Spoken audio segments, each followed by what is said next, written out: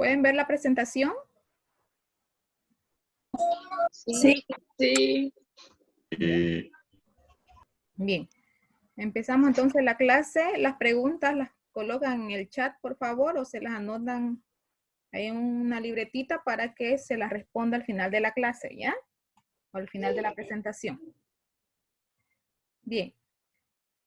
El tema de hoy se denomina la evolución de las especies, ¿sí? ¿Qué viene a ser una especie? Una especie viene a ser cualquier organismo vivo que se encuentre dentro de los 5 reinos de seres vivos que se conocen, ¿no? Entonces, cuando hablamos de especie, puede ser una planta, una bacteria, un animal, ¿no? O el mismo ser humano. Entonces, ¿en qué consiste este tema? ¿Qué es la evolución? Tienen a ser los cambios que han habido desde el origen hasta nuestros días, ¿sí? Entonces, si hablamos de evolución, por ejemplo, vamos a hablar el origen o cómo han ido evolucionando o cambiando diferentes especies a lo largo del tiempo, ¿no? Desde el inicio o desde el origen hasta nuestros tiempos, ¿sí? Bien, entonces aquí también vamos a ver específicamente 4 teorías que hablan sobre la evolución de las especies, porque hay teorías también, como es el caso de la teoría creacionista, por ejemplo, que no cree en la evolución, ¿sí? Cree que todas las especies han permanecido como desde un principio y que no han evolucionado o no había un cambio en esas especies. Bien, entonces, hoy día vamos a hablar de de 4 teorías, que es la teoría del fijismo, del creacionismo. Luego vamos a ver la teoría de Charles Darwin, la teoría de Lamarck y la teoría del neodarwinismo que se llama, ¿sí? Entonces, esta primera teoría, que es la del fijismo, del creacionismo, es la teoría que prácticamente no cree o es una teoría contraria al evolucionismo, ¿no? Como es el caso del creacionismo. Bien, entonces, el fijismo o creacionismo es una teoría que afirma que las especies no han cambiado o no han variado desde su origen, ¿sí? Entonces, como esta teoría dice que todo fue creado por un Dios supremo desde un principio, entonces todo ha permanecido y no ha habido cambio en todas las especies que se crearon desde un origen, ¿no? Entonces, ¿dónde la plasman esta teoría? Prácticamente en los libros de la Biblia, ¿verdad? Desde un inicio, empezando desde el libro de Génesis, por ejemplo, ahí narra toda la creación de las especies que se conocen hasta hoy día también, ¿no? Pero hay algo, dice, donde se contradice según los científicos evolucionistas, ¿no? Entonces, esto es el caso de los fósiles, por ejemplo. Entonces, los evolucionistas preguntan a los creacionistas por qué están los fósiles o por qué se encuentran fósiles si no ha habido evolución en las especies que fueron creadas en un origen por el Dios Supremo. Entonces, estos fósiles ellos dicen o se respaldan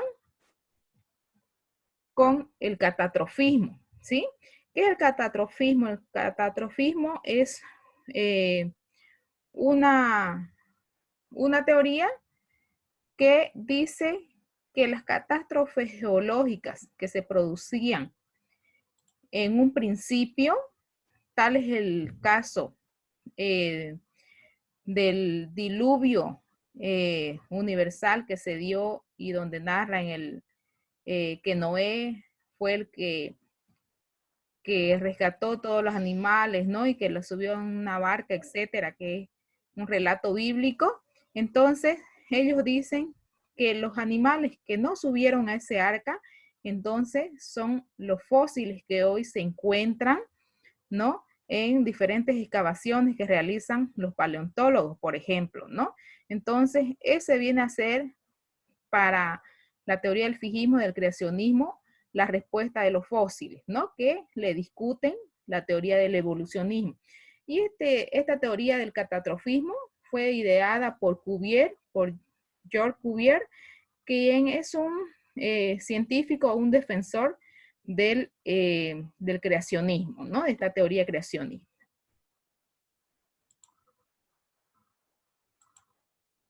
Bien. Entonces, luego están las teorías evolucionistas, que estas sí creen en los cambios graduales que se han ido dando con el avance o con el paso del tiempo, ¿sí? Y esto se da a partir del siglo XIX, surgen estas teorías. ¿En qué se basan? Se basan en que los seres vivos han sufrido cambios o transformaciones a lo largo del tiempo, ¿no? Entonces, eso es lo que se conoce como las teorías evolucionistas, por ejemplo, ¿sí? Y un científico que habla primero, o que da a conocer primero su punto de vista acerca de la teoría evolucionista, viene a ser Lamarck, ¿sí? Entonces, Lamarck, por ejemplo, fue el primero que propuso a la inmutabilidad de las especies o a los cambios graduales de las especies y sostiene que todas las especies evolucionan de forma gradual y continua a lo largo de su existencia. Y dice que la evolución parte desde el organismo más pequeño hasta los animales o organismos más grandes, como ser los animales y las plantas, ¿no? Que ya son organismos más complejos. ¿Por qué? Porque están formados por mayor cantidad de células, ¿no? Así como el hombre igualmente, ¿sí? Entonces, el lamarckismo, que es la teoría evolucionista creada por Lamarck, se basa en tres principios fundamentales. ¿Cuáles son estos? El primero viene a ser la tendencia a la complejidad. El segundo dice la aparición de adaptaciones. Y el tercero, la herencia de los caracteres adquiridos, ¿sí? ¿En qué consiste este primer pilar de la teoría de Lamarck o el lamarckismo que se llama? El primero dice la tendencia a la complejidad. ¿En qué consiste este primer pilar? Dice que según la teoría, los seres tienen un impulso interno hacia la perfección y hacia la complejidad y se adaptan a los cambios del ambiente, provocando la aparición de nuevos órganos que pasan a sus descendientes, ¿sí? Entonces él creía, por ejemplo, que la evolución se debía gracias a un órgano que se transformaba, ¿sí? Pueden ser los cuernos en los animales o las orejas más largas o más pequeñas, dependiendo del ambiente en el que viven, por ejemplo, ¿sí? El segundo dice la aparición de adaptaciones, que es la necesidad que provoca que los órganos nuevos se atrofien o queden sin movimiento si estos no son utilizados, ¿no? Y eso se ve claramente en algunas especies, ¿no? Que muchas veces presentan unas aletas, por ejemplo, ¿no? Que no necesariamente las utilizan con este fin, ¿no? Y el tercer pilar dice la herencia de los caracteres adquiridos, donde dice que los caracteres adquiridos durante la vida de un individuo se conservan y se transmiten a la descendencia, ¿sí? Entonces, esos son los tres pilares según la teoría de Lamarck, ¿sí? Y vemos claramente o conocemos o hemos escuchado alguna vez sobre la teoría de las jirafas, ¿verdad? Que es la teoría de Lamarck. ¿Qué dice esta teoría de las jirafas? Dice que las jirafas eran unas especies que crecieron o que aumentaron el tamaño de su cuello gracias a que no había alimentos en lugares más bajos, ¿no? Para que ellos se alimenten. Entonces ellos, por tener esa necesidad de alimentarse, es que el cuello prácticamente creció o evolucionó según Lamarck, ¿sí? Entonces, esa era la teoría de Lamarck de las jirafas, ¿sí? Entonces, por eso es que estos animales tienen el cuello largo, ¿no? Para alcanzar sus alimentos. Eso era lo que afirmaba Lamarck, ¿no? En su tiempo, Lamarck, la teoría de Lamarck o del lamarckismo tuvo bastante aceptación, ¿sí? Pero en algo se equivocó Lamarck. ¿En qué se equivocó? En suponer que las características adquiridas eran heredables, ¿sí? ¿Cuáles son las características adquiridas? Las características adquiridas vienen a ser cuando yo realizo alguna actividad y mi cuerpo se va transformando, ¿sí? Como es el caso, por ejemplo, de los deportistas, que por diferentes actividades que realizan, van aumentando su masa corporal, por ejemplo, ¿no? Y, pero esas características no es algo heredable, ¿sí? Es lo que se conoce ahora, ¿no? Y las características, las únicas características heredables que se han realizado mediante estudios científicos son la parte genética, que esa es la que heredamos de nuestros progenitores, ¿sí? Entonces, ¿cuáles son estos cambios graduales que se dan? Por ejemplo, como les mencionaba, la musculatura de unos de los deportistas. Si yo soy una deportista, por ejemplo, ¿no? Y adquiero una masa muscular en mis hombros, en mis piernas, en mis brazos, ¿no? Pues cuando tenga un hijo, no voy a tener un bebé que tenga esa musculatura, ¿verdad? Entonces, Lamarck creía en eso, que si yo adquiría cambios graduales en mi cuerpo, ¿no? Por alguna actividad física, por ejemplo, que haya realizado, pues mi hijo iba a tener igual esos cambios, ¿no? Pero en eso, ahora, hoy en día se sabe que no es cierto, ¿sí? Que eso no es heredable, por ejemplo. Bien. Luego está la teoría de Darwin o del darwinismo que se llama, ¿sí? Darwin, al igual que Balázs, que era otro científico que surgió en la época de Darwin, ¿no? A estos dos se los considera como padres de la teoría de la evolución. ¿Por qué? Porque hasta hoy en día esta teoría es la más válida que se conoce o que se dio a conocer bastante tiempo atrás y que hoy en día se toma en cuenta, ¿sí? Ambos científicos entonces llegaron a las mismas conclusiones acerca de la evolución, pero por separado. Tenían el mismo pensamiento sobre la evolución, pero cada uno por su lado, ¿sí? Entonces, Darwin, por ejemplo, realizó un viaje alrededor del mundo, ¿no? Le tomó bastante tiempo, ¿no? Más de 10 años, por ejemplo, subirse a un barco, ¿no? Y se fue explorando isla por isla, ¿no? Las islas es lo que hoy se conocen como continentes, por ejemplo, y observó diferentes especies, ¿no? A lo largo a su recorrido de su viaje, ¿sí? Entonces, él una vez cuando terminó de realizar este viaje o esta exploración, realizó el plasmado de todos los cambios que observó en diferentes especies a lo largo de su exploración, ¿no? Entonces, este libro es el que se conoce, por ejemplo, como El origen de las especies, donde Darwin plasma toda su exploración que se dio y todo lo que observó y por qué él cree en la evolución de las especies, ¿no? Entonces, esta teoría del darwinismo se basa en 3 principios principales, ¿sí? El primer principio dice la elevada capacidad reproductora de los seres vivos. El segundo principio de la ley de Darwin o de la teoría de Darwin dice la variabilidad de las especies o la variabilidad de la descendencia de las especies. Y la tercera dice la actuación del proceso llamado selección natural, ¿sí? Entonces, ¿en qué consiste el primer principio de la teoría de Darwin? Dice que se denomina o la denominó él la elevada capacidad reproductora de los seres vivos, ¿sí? ¿Qué dice en este primer pilar de la teoría de Darwin? Dice que las especies suelen tener más descendencia de las que sobrevivirán o llegarán a ser adultas.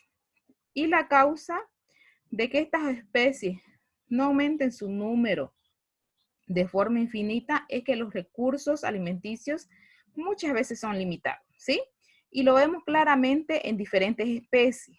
Por ejemplo, en las tortugas, ¿sí? Las tortugas aproximadamente tienen más de 20 huevos, ¿sí? Pero no se llegan o no llegan a sobrevivir las 20 especies que eclosionan de esos huevos, ¿sí? ¿Por qué? Porque la madre no está apta para proteger a tantos individuos, ¿sí? Entonces, si tiene 20 huevos, una tortuga, máximo van a vivir 15 individuos, ¿sí? ¿Por qué? Porque la misma madre no va a poder sustentar a todos los individuos, ¿no?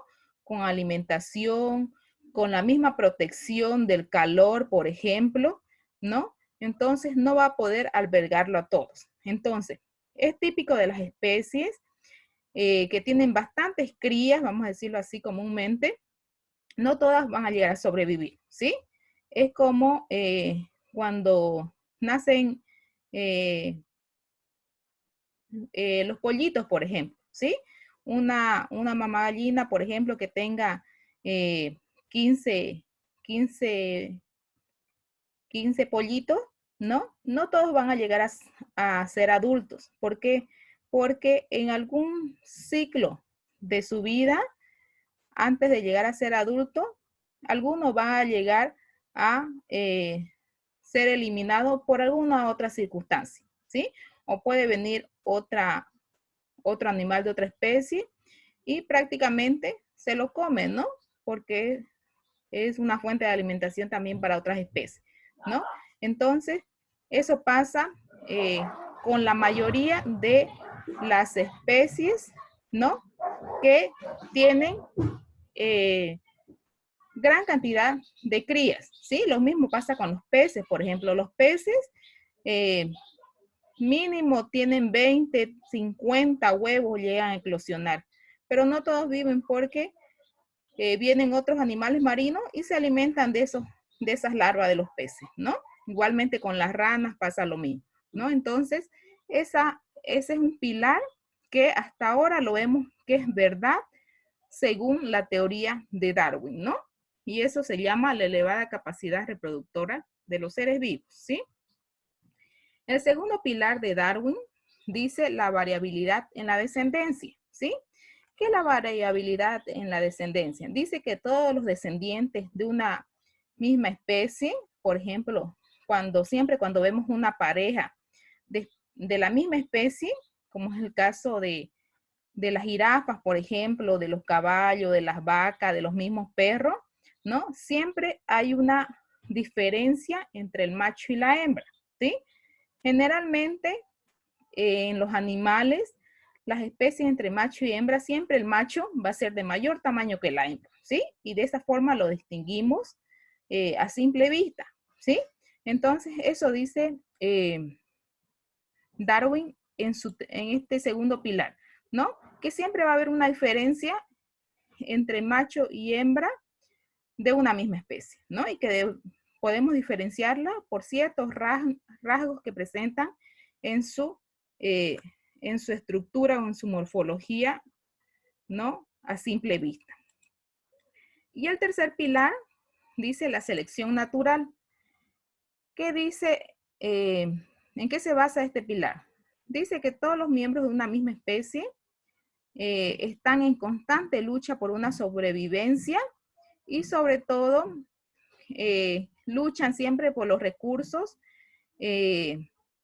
cuando hay una sobrepoblación de las mismas especies y solo los mejores adaptados son los que siguen sobreviviendo y reproduciéndose, ¿sí? ¿Qué es ser mejor adaptado? Muchas veces es tener mayor adaptación a diferentes tipos de climas, por ejemplo, o adaptarse a ser más ágiles para conseguir alimento, ¿no? Entonces, eso dice los 3 principios de Darwin. En resumen, Darwin dice que en las poblaciones donde hay individuos ligeramente distintos unos a otros, hay variabilidad genética, ¿sí? Y estas variaciones, dice, hacen que cada uno tenga distintas capacidades para adaptarse a su medio natural o reproducirse exitosamente y transmitir sus rasgos a su descendencia. Y al paso, dice, de las generaciones, los rasgos de los individuos que mejor se adaptan a las condiciones naturales se vuelven más comunes a la población, entonces eso se denomina evolución, ¿sí? Entonces, ¿qué dice, resumiendo la teoría de Darwin? Dice que las especies mejores adaptadas son las que llegan a sobrevivir y a reproducirse, ¿no?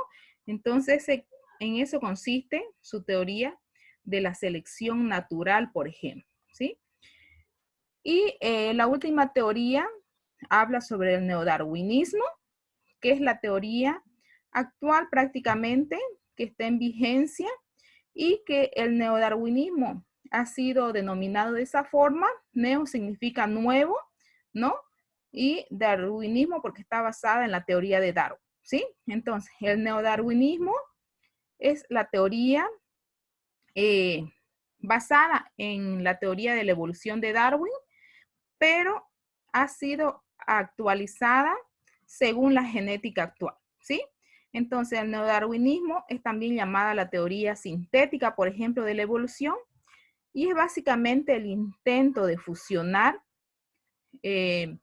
la teoría clásica de Darwin y la teoría de la genética clásica, ¿no?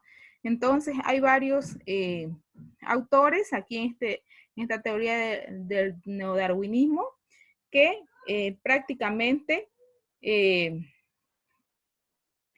coinciden en que la teoría de Darwin es la más acertada a través del tiempo.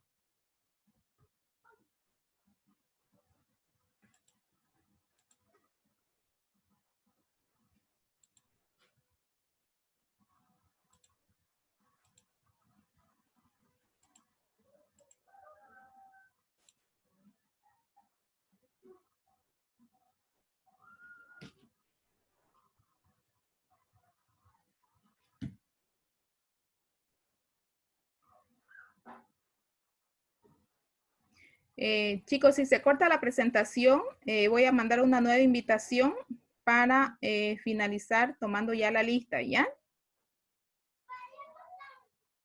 ¿Me escuchan? Sí, sí. Sí, lista. Bien, aquí les voy a dar un ejemplo para que lo entiendan mejor, las causas de la evolución, ¿sí? Es el caso de las mariposas de abedul, ¿sí? Que esto ocurrió en la revolución industrial. ¿Por qué se denomina revolución industrial? Yo creo que han escuchado. Se dio en 1850. La revolución industrial viene a ser cuando se comenzaron a implementar grandes fábricas para la producción masiva de diferentes productos, ¿sí? Entonces, cuando se crearon los lugares o lo que conocemos aquí, por ejemplo, como los parques industriales, donde es una zona exclusiva para las fábricas para que produzcan diferentes productos. Entonces, en un inicio, eso se llamó revolución industrial, ¿sí? Y ¿cuál fue la causa de esta revolución industrial? Que llegaron a contaminar bastante lo que es el planeta, ¿sí? Porque no habían restricciones, no habían leyes que les puedan restringir diferentes residuos o productos que desechan las fábricas, ¿no? Como los desechos de agua, se llegaron a contaminar bastantes ríos, por ejemplo, porque las fábricas desechaban sus residuos ahí.